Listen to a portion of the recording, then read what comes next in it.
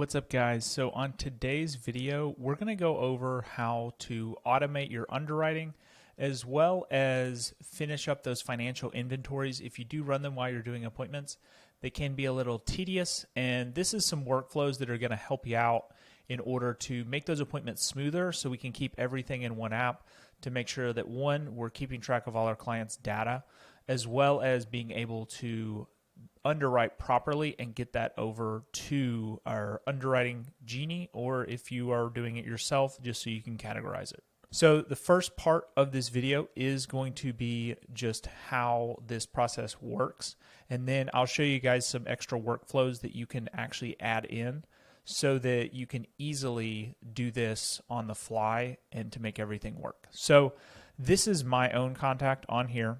So how I have my Go High level set up, my contact is going to have just the basic lead information. General info, if I'm booking or I have a booker booking, this is going to be the information that I'm going to need, such as mortgage info, marital status, health conditions, that. So when it does book on my calendar, I already have that information for when I run that appointment. The next part is going to be health questions. So with this, we have health questions 1 and health questions 2. The reason why we have that, a lot of times we're dealing with his and hers policies. So the first person will go on health questions 1, the second person will go into health questions 2. So for this, the way we have this set up is going to be sex, age, height, weight, tobacco use, criminal issues, surgeries, medications, anything like that.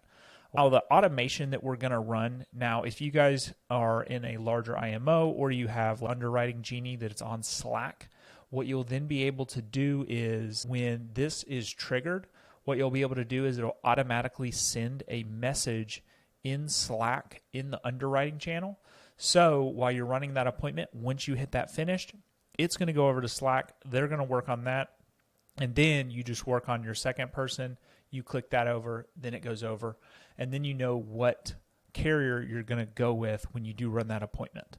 So once I fill this out, I'm going to hit finished, and then I'll show you guys the automations at the end of this video of how all this stuff works. Then you'll go through on here for health questions again, and then the next part is going to be for the financial inventory. So the financial inventory, the way it's set up the same way with the checkbox. The reason why I use the checkbox and not an update field trigger, because if I have to run it again, I can just uncheck it, take off what I need, check it again, save it, and then it'll calculate. So what I'm doing with this type of stuff, if I'm running mortgage protection or any other type of lead, this can be rent. So what I'm doing when I'm doing my financial inventory, I'm going to do the mortgage payment, car payments, car insurance, gas, how much they spend, pretty much all their expenses, all their necessary expenses. Then at that point, I'm going to ask what the income is. If it's a one-income household, obviously you'll have 1 and then a 0. And then once I finish all that and their expenses, I scroll down, I hit financial inventory complete. And then what that's going to spit back out for me, it's going to total up their expenses so I know what it is. And then it's also going to tell me what their discretionary income is. So their discretionary is going to be just what's left over at the end of the month, because I want to know that when I run that appointment.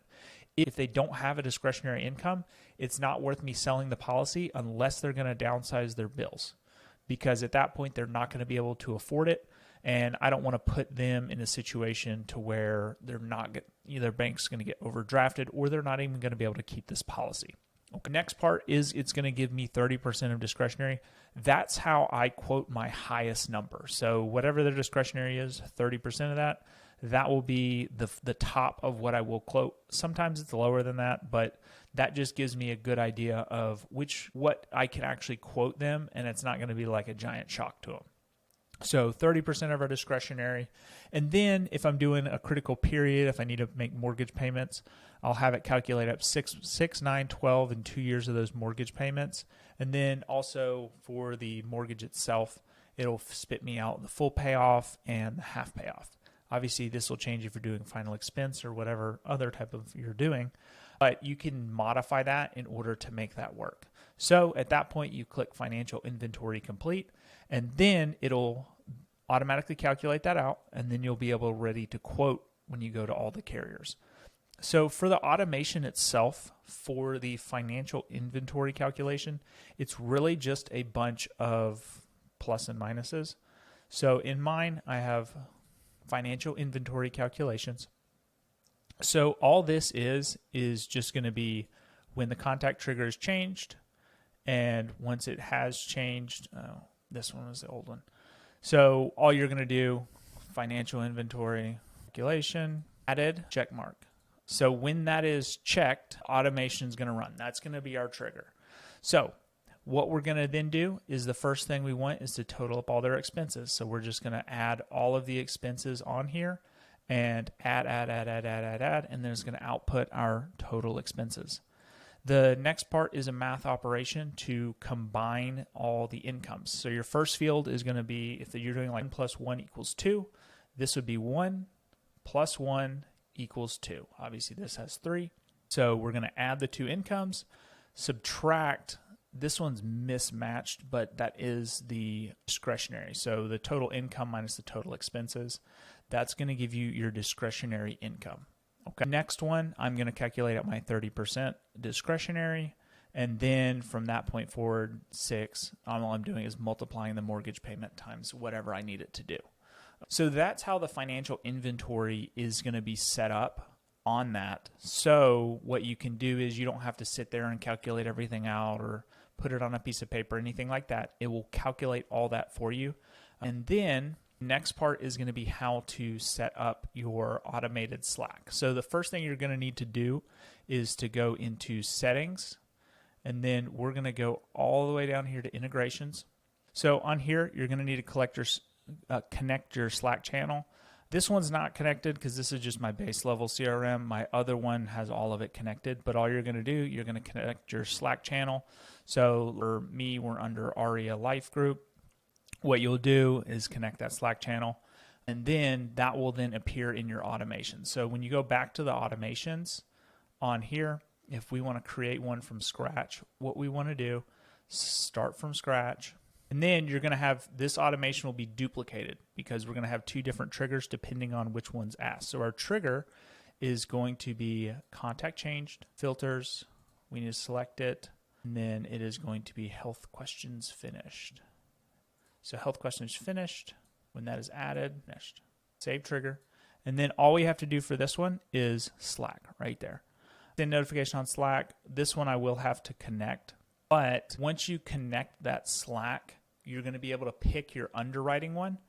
And then just know when you do send that message in Slack, it's going to say lead connector. It's not going to have your name. So if you're trying to keep track of your stuff, all you're going to do is put something like this. So basically all we're going to have the lead connector, you're going to have your agent. Then for this one, this is a person I had set up with this name, and then you're going to click the little tag field, add the client's name, their gender, all the stuff that you asked in the health questions, you're going to have those custom fields on there. So then when you click that, it is going to click it over, and then it'll automatically send that inside of Slack. So you don't have to worry about that. So that's an example of what it looks like. You can design it however you want. Just make sure when you do put that is put your agent name, just because if you do have to go back into the Slack channel, you want to be able to look up based on your name and the clients you have, because unfortunately, since it is sent as lead connector, you will not be able to see that. So I hope you guys enjoyed this video. So please like and subscribe for more good content.